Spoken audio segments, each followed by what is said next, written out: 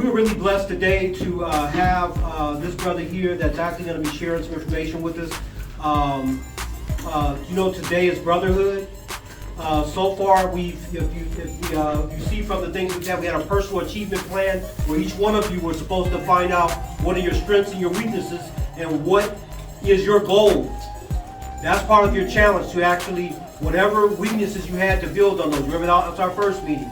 And then we also had Brother, I spoke on self-esteem, and I showed you guys some of the things we did in ancient Africa as well as contemporary things. We had that. Then last week we had Brother Jabari, who spoke on manhood.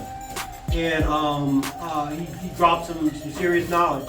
Now the brother that's about to come up here right now, I think Brother Pratt knows him a little bit more than me, so Brother Pratt's going to come up and introduce the brother and get us going with the meeting. So Brother Pratt, can you come on up?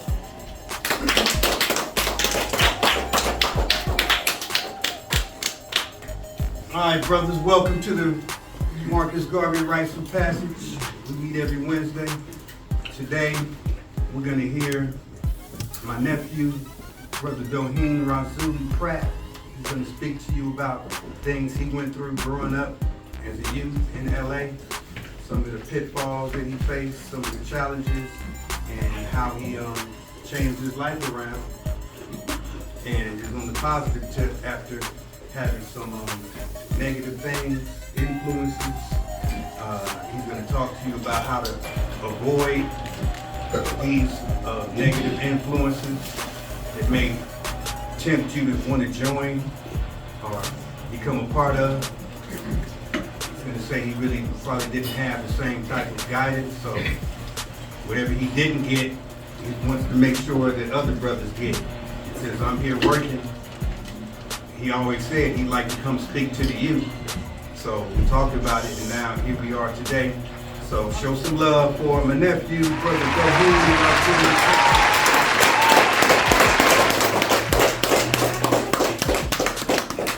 What's up, y'all? Like you said, my name is Doheen Rasuli Pratt. It's an honor and a privilege to be here with you guys today. You guys are important. You guys are our future. What's the age? Like 11, 12, 10 and 14? Yeah, y'all got a whole life ahead of y'all, you know what I'm saying? And people like myself didn't come and talk to no class to let us know if anything is going down or if they can look forward to anything or watch out for anything. So I'm gonna just go right off the rip. I went to jail for 10 years for a crime I didn't do. And I served 8.5 at the age of 14 to 23.5. So yeah, and I've been out 10 years, so I basically, was lucky because I could have got life, but I was 6 months before I was 14, and they gave me juvenile life because I was 6 months, 6 months lower. If I was 14 when the crime happened, I would have got all day. But I'm here to you today by the grace of God to share my story. So I don't know how you guys are in school individually, but me, I didn't have it very good in class. I didn't know how to read or write. I always struggled. I was very popular in school, but no one really knew my insecurities. And I was in the special ed class. I had three teachers that taught me, and it was embarrassing. I hid it under my jacket every time the bell rings because the door's open so you can see like kids passing by, people passing by, and I didn't want nobody to see me in that class for a very long time. I went in a corner, didn't show. I just didn't want people to see me. I was very, very embarrassed. I got you the question. And so, make a long story short, I didn't want to be in school anymore. I was embarrassed. I didn't want anybody to see me in a smaller class. I feel like the people in there wasn't really teaching me a lot. I just was over it. And me not doing good in school, I got bad grades, and my mom would look at my grades and be like, oh, you can't have this, or you're not gonna have a good Christmas, or you're not gonna, you know, you're not gonna be able to go to this place, or go to your friend's house, or this and that, and this. And it really made me mad and upset. I didn't have my dad at home, and I couldn't go to nobody else. It's just my mom was just making the rules. So I end up ditching school. I stopped going to school. I started hanging out with the kid across the street, which was a kid that was very influenced by the gang culture where I was at.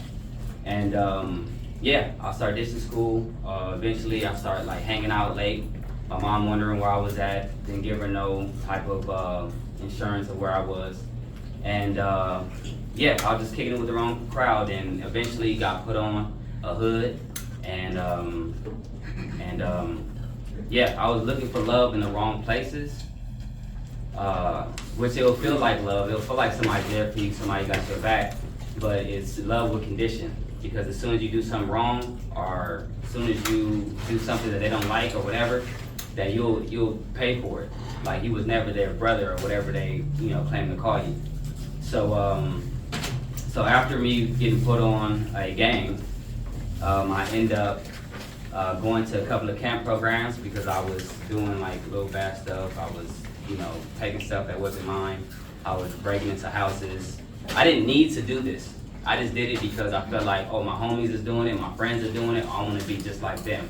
I want to, you know, help them get whatever they need to get help. You know what I'm saying? So I got caught up, went to a camp program, did 6 months there, got out. It was nothing. They told me when I got put on that I was going to go to jail. I'm like, all right, cool. You're going to do a little camp program, nothing. Oh, that's cool. That's nothing. So I did that, got out. My mom ended up getting into it with my mother, of course. I had like a love-hate relationship with my mom growing up as a kid. And I ended up running away for 6 months. So I was running away for 6 months. This was at the age of like 13. And I was gone. I was sleeping in cars. I was sleeping on porches. I was at this person's house, that person's house, this person's house. And I'm deep in. I'm all over. I'm in every single hood, every gang that you can think of. I'm in that area, just being there as a kid. I ended up turning myself in. One of my homeboys that I was staying with got shot in the head. And I had to turn myself in because I felt like it was nothing else out. Like, where am I gonna go? I've been out 6 months. My homeboy went to jail. The homeboy got shot in the head. I'm just gonna turn myself in. So I turned myself in, did another camp program, got out on house arrest. I cut my house arrest off because I got into my mom once again, and I was gonna run for another 6 months. I got you with your question. Hold on to that. Okay? And in those 6 months, doing the same thing, going here, going there, going all over the place. Like, this was the culture I was in. This was okay around this time. And doing all that, I end up getting caught up by the police officer, and they end up taking me in for burglary, they said. And I was like, all right, cool. Like, I probably did burglary. I probably put my fingerprints on something. They probably got me. And they sat me down, and they looked at me, and they was like, okay, so we know you did this murder. I need you to talk to me about it. And I need you to let me know. I know you were young. I know you was following these guys, but you gotta let us know what happened. I was confused. I'm like, what? Nah, I ain't do this. I ain't got nothing to do with that. Like, you know, I wasn't there. I don't did it, nothing. This is the honest truth. But it didn't matter. It's because of the energy I was around. It's the people that I allowed to be in my life. The people that I thought that was my brother. They was just hurt kids just like me, trying to feel love in the wrong places. So that's a long story, but to make that short, they end up booking me for this crime. I'm like, it's nothing. I'm gonna beat it. I didn't do it, so I'm gonna get out. I ended up fighting it for 17 months, and the day I thought I was going home, that's when they gave me my time, 10 years in CYA, California Authority. And I felt like my life was over. I felt like it was a wrap. Like, I'm about to do all this time. I'm still a kid. I'm 15 when I got sentenced. And 15 when I got sentenced, so I'm thinking like, I'm gonna get out an old man. Not knowing I'm gonna get out at 23, which is still young. And I still had a whole life ahead of me. So I ended up doing that time, but I was in there bitter, bad, just didn't care, was still on bull crap, you know what I'm saying? And I ended up getting out after 8.5 years. And it was rough, it was tough. I still didn't know how to read at 23 years old, never drove in a car, never experienced being in high school or going on a date or, you know, just being around good people. I never experienced that. It was always gang culture, where you from, and, you know, and this is like getting more into that energy. Me being out as a 23-year-old young man, it was just hard. I just didn't know what to do. I was confused. I went to DMV to try to take a driving test, and it was hard. Like, my mind was just all over the place. And I feel like a lot of people didn't understand me, especially my family.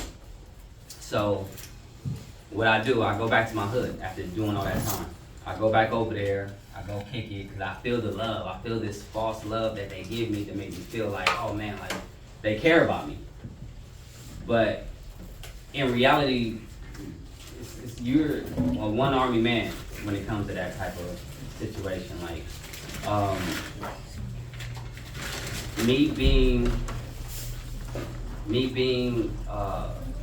me not experiencing being out for so long, mentally, I was still 13 years old.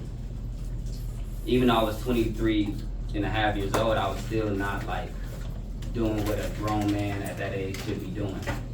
So I went to the neighborhood, ended up getting into some trouble. I ran from the police. I ended up in the gutter, in the sewer, where it was nasty. It was, you know, all type of nasty stuff. And I prayed to God, if you get me out of this one, and I'm done.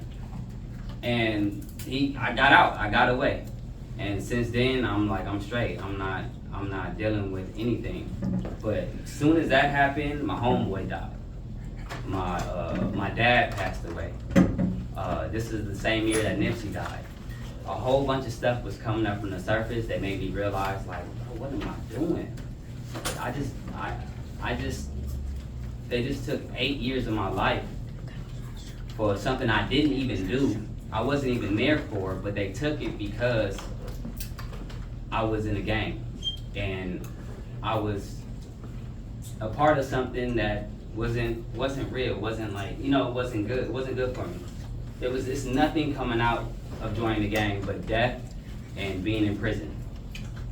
You get lucky if you made it out, and I'm so blessed and so lucky, and that's why I'm here talking to y'all today, because if I was just out to live my regular life, nobody can warn y'all, let y'all know what to look out for. It's grown men that make you feel good so you can join the gang to mess your life up.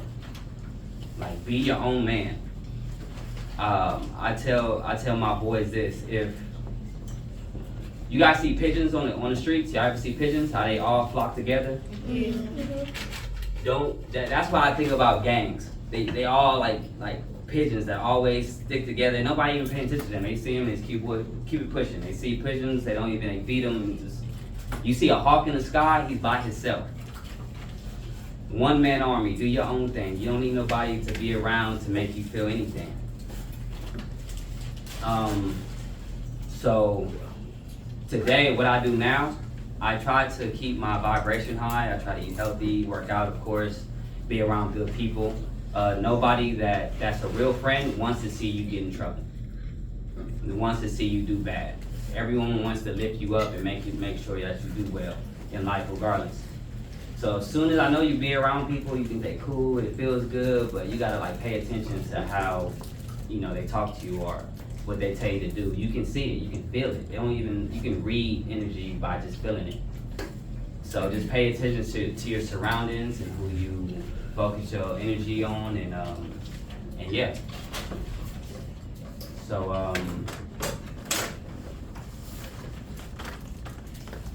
do you guys have any questions about anything? And feel free, I'm down to answer whatever. I'm gonna get you because you've been raising your hand for a minute. What's up? Do you need a hug or something, bro? Do I need a hug? You need a hug or something, bro? Nah, I'm good. I get a high if I get a, you know what I'm saying, some love like this. That's cool. That's enough. But I'm strong. It's nothing, when I tell you this story, it's nothing to feel sorry for, because this kid is people, you hear me out? There's people that's in jail right now that got life and that would never come home. So I have every reason to be happy. You know what I'm saying? I got you. What's up, bro?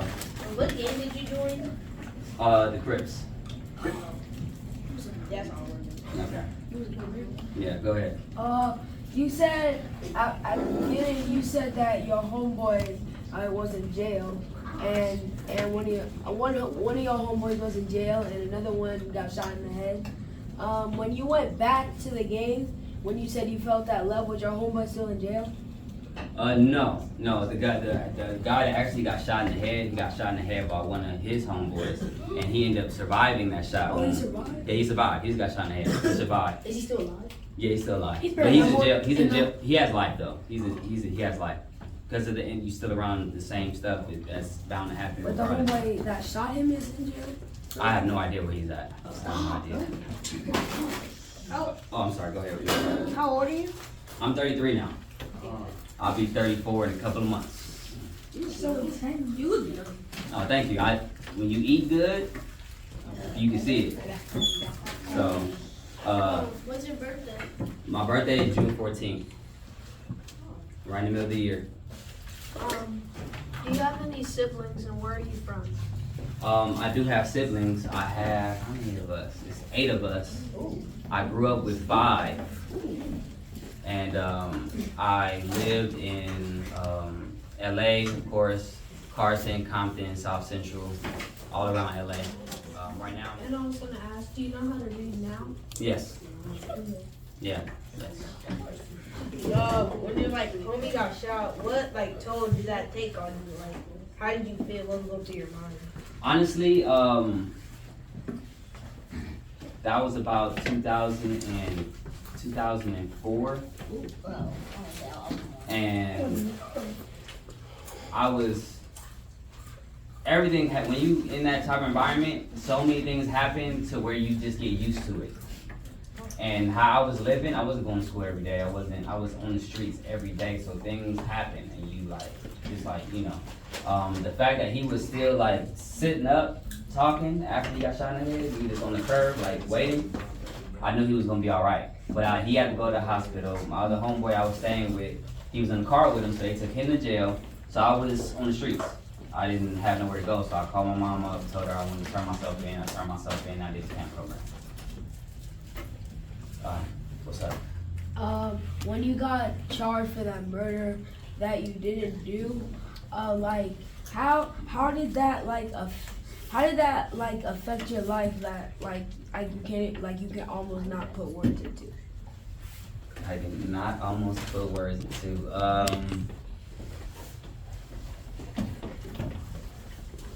I felt sorry for myself for a very long time, and I felt like no one cared, which is okay because I put myself in that type of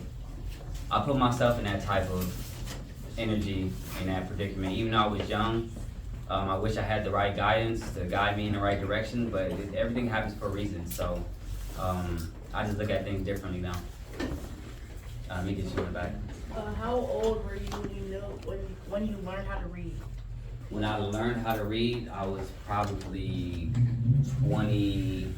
When I learned how to read better when I was incarcerated, but I wasn't good at it. I was just sounding out words and stuff. But when I started reading more fluently, it was 25, 26. Okay. So I really had to read every day before I went to sleep, no matter what. I saw you before at what's his name? Birthday party? Yeah, Colin's birthday party. Yeah, I was there. Was it the were you swimming? Yeah. Oh yeah, I was there. I was there being a bodyguard. Was it public? No, let me get you. What was jail like? What did you do in there? Jail was not fun. You get put in a box, and as a person that well, you don't even have to gangbang. People gonna touch you regardless. but I had to really fight a lot. YA is juvenile hall, it's California Authority, then it's the state penitentiary. In YA, it's like all they do is fight. All we do is fight. There's always games, always rules. If you mess up, you get dealt with. That's just how it goes. But it's at the end of the day, it's all stupid. But if that's the type of life that you want to live, then that's what you're gonna have to deal with. And what I was doing, I was fighting a lot. I had to fight. I was in riots. We would play like little YA games, but we had to like. It's stupid. The stupidest rules. All right, I'm gonna give you a rule. You drop a spoon on the ground, and then you pick it up off the ground and you eat it. You're gonna get beat up because you didn't throw the spoon away. That's weird, right? But no one wants to eat off of you if you're dirty. So they're big on hygiene in there. If you say a word wrong, which is disrespecting an organization, if you say a word on accident, you got three fades, two in the opens and one in the blinds. So two, you fight as soon as you see whoever, and then another fight is when you go in the cuts and you fight them. Now, if you're disrespectful on purpose, then you're on a green light. That means they're gonna get you every time they see you. A lot of people will do it for sport, but eventually you get worn out, you get tired, especially if you can't fight. And is the workers or is it the other inmates? That's punishing, beating you up? It's mostly the inmates. It's mostly inmates, but the staff will get you if you get out of line, for sure. Go ahead, bro. When you got out, when you learned how to read and stuff, did that affect your resume, or did you were you able to get a job? No, I wasn't. As soon as I got out, it was hard for me to get work. That's one of the challenges I had because I couldn't really work anywhere because I had 187 on my record. So 187. Yeah, that means murder on your record. So if you try to get any job, it's kind of hard when you have that. So yeah, it was tough. Do you have a job right now? Yes. Yes, I have a few jobs. What was your dream job when you were younger? My dream job, I wanted to be a police officer. No, that was a joke. Nah. My dream job when I was a kid was to be like a famous person, like a famous actor or something. But in order to act, you got to be able to read the script. So you guys got to make sure you're on your reading. Oh. What's up? Did you ever after you got out of jail, did you make up with your mom? Are y'all cool now? Super cool. When you were, what I didn't tell y'all is when I was on the run and I would run away, my mom put up posters of me around the neighborhood to let people know, if you see my baby, call me. If you see my son, call me. And I was on the run. So the police took that and used that to their advantage in court and said I had no alibi. You were on the run around this time, so this is perfect. They use it against me. My mom always loved me. I was a kid that was confused and was just all over the place with my mind, and I just needed to be around. I feel I need to be around more positive men. And one of the positive people in my life was my uncles, and but I really wanted my father, and he wasn't there, so it kind of messed with me a little bit. But me and my mom, we're super tight now. I'm a grown man, so I put all the childish stuff behind me, and yeah. Let me get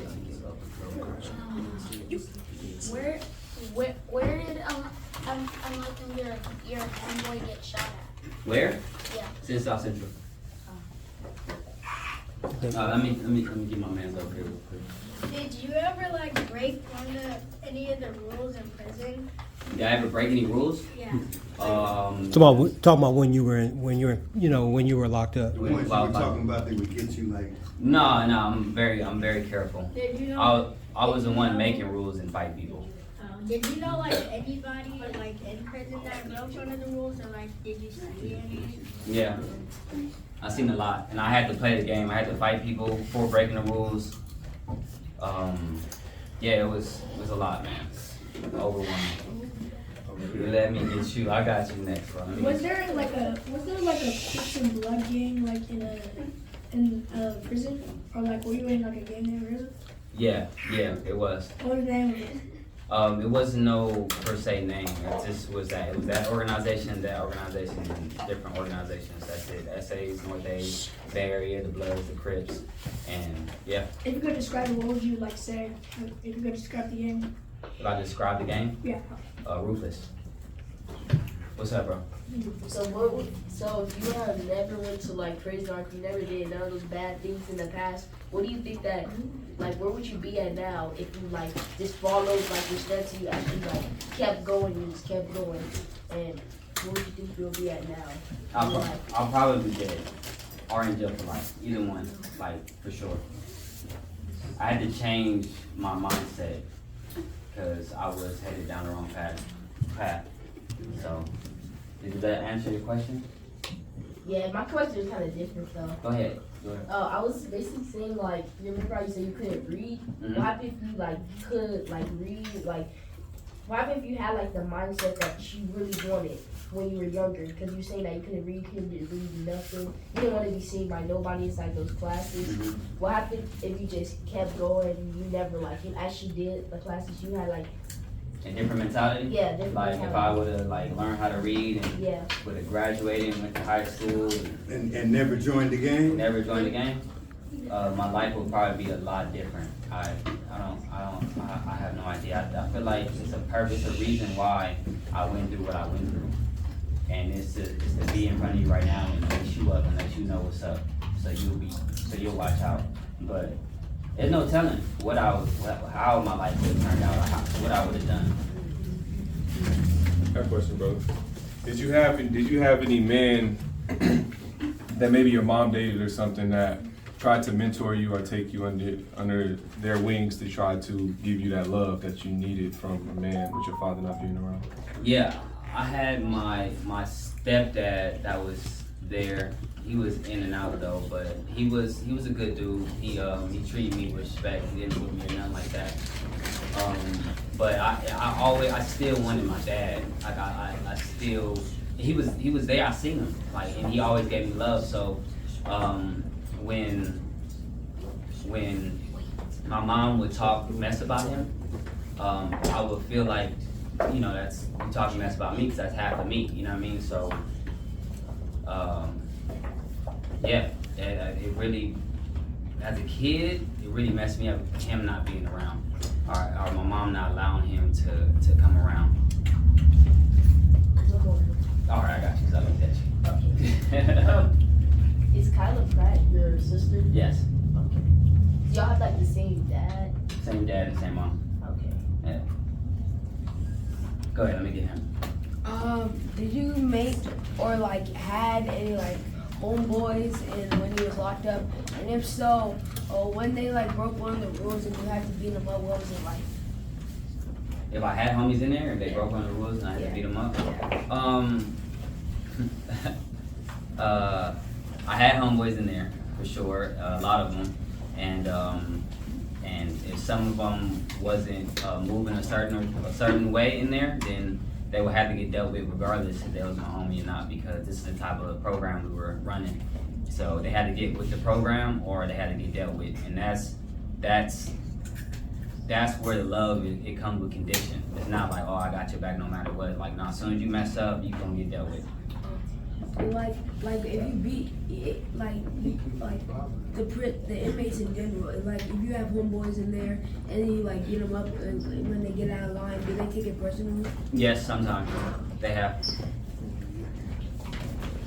Sometimes. So, what do you have to tell these young brothers that will prevent them from being influenced to join a gang or hang out with the wrong crowd? What can you tell them? There's no life to it. it probably looks cool, or they make it look nice, you know what I'm saying, when you watch rap videos or music videos, or, you know, it's no future to it. So if you think about joining the gang, be your own man. You have to, once you do that, you can't go nowhere, you can't do anything. You gotta answer to somebody, some type of way. And I don't think that's the life that you wanna live. You wanna be able to move a certain way. Y'all, everyone knows who Nipsey Hussle is, right? Yeah. Yes. Very, very smart brother. Got, you know, good father. Had his, you know, but he still carried that energy with him. And he was trying to help out his community and do all the best things possible. But what happened? He died. He got killed by who? One of his homeboys. Wait, who we talking about? Nipsey Hussle. Bro. He One died. of his homeboys. Don't play. So it's that simple for them to take you out and scratch you off, and somebody else is gonna fill your plate, like fill your shoes. Once you gone, they're gonna have somebody else. When I was in jail, nobody came to visit me, nobody was writing me. I had a few letters here and there, but out of 8 years, my mom was there, my mom, my sister, my brother, they was there every weekend. So not only I was incarcerated doing time, they were doing time with me. They had to come every weekend, decide what they doing to come show me love. So you guys, like, if you guys really care about your family, the people that you love the most, like think about that before you want to join the gang, because you can put their lives in danger as well. Go ahead. Yeah, I got a question for you. I want to know what was I know you mentioned you probably wouldn't be the same if you wouldn't have went through some of the experiences you went through, but what was that thing that actually made you change? I mean, that made you change to the point where you just said enough is enough. This is it. Because I remember when you were little, I didn't really know you because we had never met yet, but I remember Paul, we call Paul, but I remember he said, I'm going to get my nephew. And he actually drove all the way from Indiana, and when he was telling me he was doing this, and he went and got you and he brought you back, because he said, I want to take him out of that environment. And then he calls me probably about maybe a few weeks later, and he said, I don't know how, but he's back in his neighborhood. And I'm like, if this brother was there, you had to be like, I don't know how old you were at the time, like 12 or 13 or whatever, but you made it all the way back to LA, back to your neighborhood. Do you recall that? Yeah, I never left. He Came to get me, and I was there with him. I accepted. All right, I'm gonna go with you. And as soon as he got in the shower, I called my homeboy up, said I'm at this location. Come get me. They trying to get me out of here. And he came and suited me up and took me to his spot. Okay, yeah. But I had that question, but also I want to commend you, brother, as far as where you were and where you are now. And I'm glad that you came here, because you have the ability to give them information that they're not gonna get from us. So I appreciate you for coming here, and I appreciate you, giving us some insight on what's happening, in your circle. Thank you, I appreciate that. I'm gonna answer the first thing that you said too. I appreciate that. You said what changed me, what's the main thing that changed me? The main thing that changed me was seeing my dad in a box. When I see my dad in a box, I was like, this is why I was in the gang. This is why I was doing the things. I wanted to be with my dad, and he's gone. And, like, I seen myself in the box. I seen me in there. I was like, I'm good. I'm straight. Tell them what the box is. Oh, the box is casket. I seen my dad in the casket, and I seen how I felt him. He was cold. It was not him, and it changed my perspective on life. You only get one life to live. Don't play yourself by joining the actual box. No, it's a box. Whoa, I thought you were going to jail. Cause now you know. It's a rectangular one. It's a rectangular one, yeah. Go ahead, man. Yeah, I wanted to try to get them to understand really how much time they lost. It was when you're a kid, 0 to like 7 seems like it took forever. Then from 7 to 14, it's a big, whop of your life because you've only been around for 14 years. And once you get arrested and you get put in a situation with like 8 years, 10 years, even 6 months, how much of your life is gone as, that you could actually be doing. There's no laptops, there's no games. You get to go play basketball every once in a while. But what you want to do is not up to you no more. If you could like explain to them, if you can, how much do you really think you lost to your life spending time incarcerated? I lost a lot. I didn't, I had to, when I first came home, like I said, I felt very sorry for myself because all the time I missed for a crime I didn't do. But I put myself in that situation because of the energy. I didn't experience being in high school. I didn't experience going to college. I lost all that because of being around people that I thought that were my family, but that they wasn't.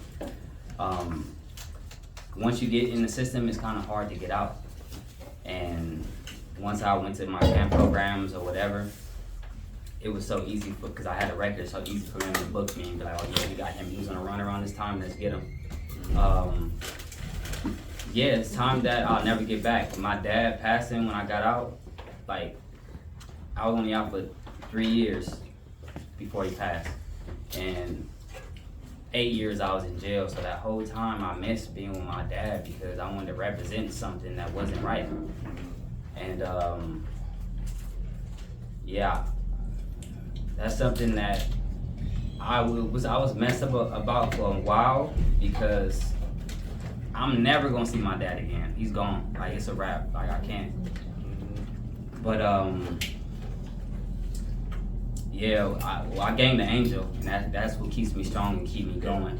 But it's time that that's something that you can't even account for. Yeah, I can't. So if you looked at a timeline of your life and you just percentage-wise, you're 33. How much of your life was wasted? Percentage. Half of it. It's crazy. Because you really don't realize when you become who you really are, you're gonna be about 13. That's who you're gonna be. And that's who you're gonna carry out to be throughout your life. If you decide to make usually most people transition about 13 when they join a gang, or some people be from the, because of the family, it might have been from birth. You might have relatives right now that bang because they were born into it. But if what the brother's trying to tell you is get you to understand that he took that trip for y'all, and y'all don't never have to take it. If you pay attention to what he's saying, you don't have to take that trip because he told you it was a smoke and mirrors. It wasn't what it turned out to be. But he made it out, and he's grateful. And I appreciate what you did, honestly. Even though what you said, you feel like you committed something, but you committed something to them today, right now. Talking to them, making them understand it, is giving back more than what I do. I never did time, But there's a culture that says if a man hasn't been to jail, and he's not a man. Now, have you ever heard that? People said. And they're trying to tell you that. And in the past, in the 60s, you would get arrested just for being black. 70s, you could get arrested for just being black, but that doesn't make you a criminal. When you do criminal activities is what makes you criminal. That's all. appreciate you, bro. Thank you. I have one more question. Let me get my man in the back. He's been great for for a while. So, wait.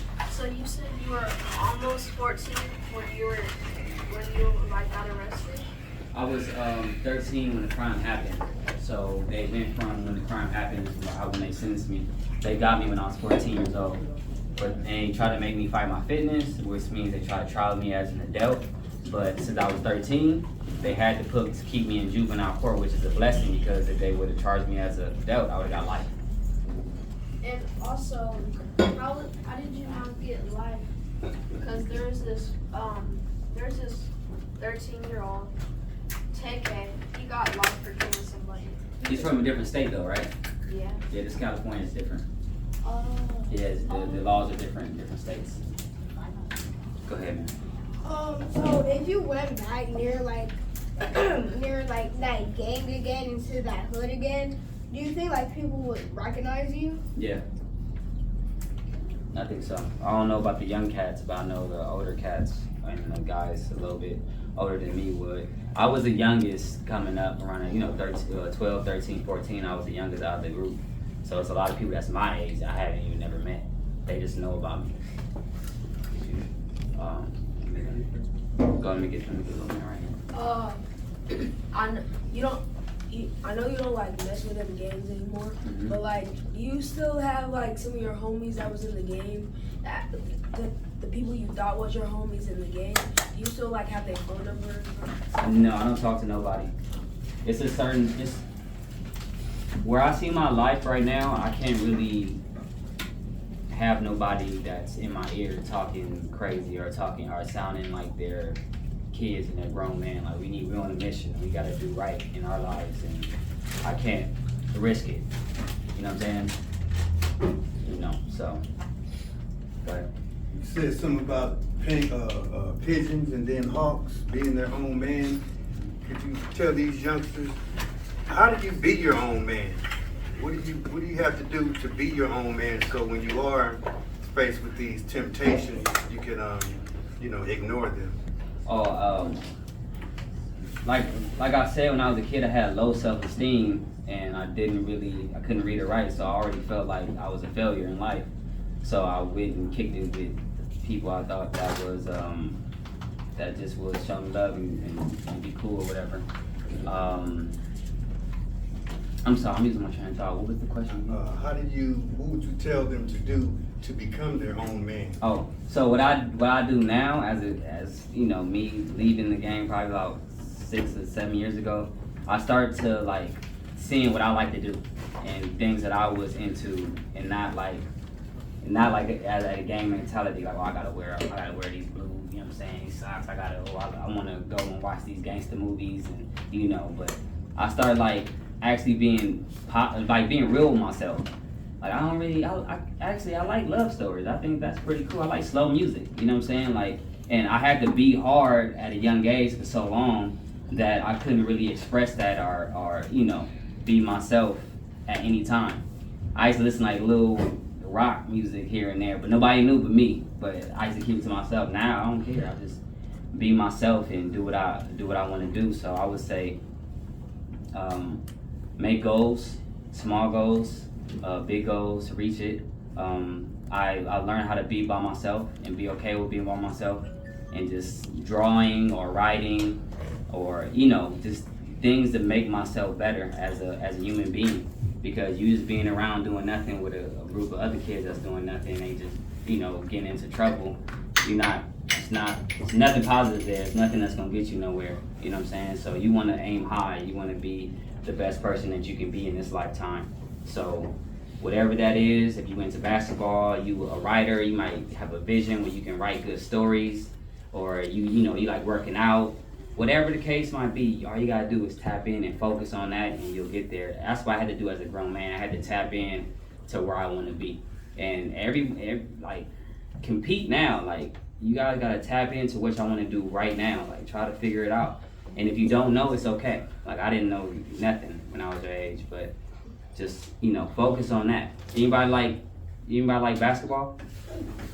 Anybody y'all heard of the Mamba mentality? Yes. Tap in, like be the great no matter what, So I don't know if that's. Yeah, that was cool. What's up, little man?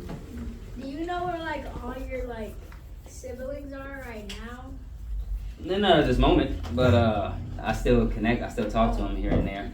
Are they like doing good for themselves? They're doing great. I was the black sheep of the family that decided to do my own thing and be a little knucklehead, and I had to pay for it, and I'm good.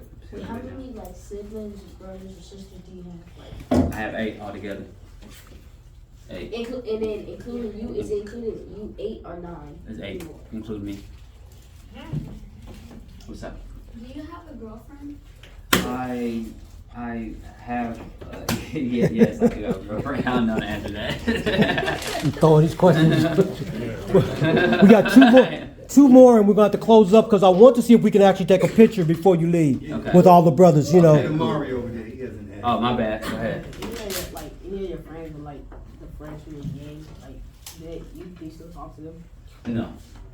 Like if I do talk to them, it's not the same because I'm not the same person I used to be. So they can't really relate to me because their mindset is still on the negative stuff. So it's like when we talk, it's like you feel like it's a waste of time. Remember when we watched Malcolm X, and when he came out of jail and he saw Shorty, they had nothing in common. It's kind of the same situation. If you could go back into when you were younger, when your father wasn't around, what would you do with that, those emotions that you felt in a productive, more positive way to change the dynamic of your situation? If I can go back and change my father, if I knew what I knew now, I'll be more careful with who I hang around with for sure. I would call my dad up a lot more and try to see if we can make something happen. I probably would have stood up to my mom and let her know, like, I know this is my dad. You know, yeah, coulda, woulda, shoulda, but we're here now and, you know, I'm rocking, so. Well, you recently all have the same dad? No. Me, my sister, my brother have the same mom and dad. Do you have any kids? I have no kids. Okay. A few more questions. You gotta wrap it Would up. you like to have any kids? One day, hopefully. You know, it's a crazy world out there, so I just wanna, you know, be cool. Do we have time for one more? Or? Last one. Last question. We got to keep it moving. What are all your siblings' names? Okay, all right, maybe. That was a bad question. Okay. To answer Brother Pratt's question, to be your own man, I feel that to be your own man, you need to be a leader. Yes. Go. All right. So we give brother a strong black hand, brother. Doheen.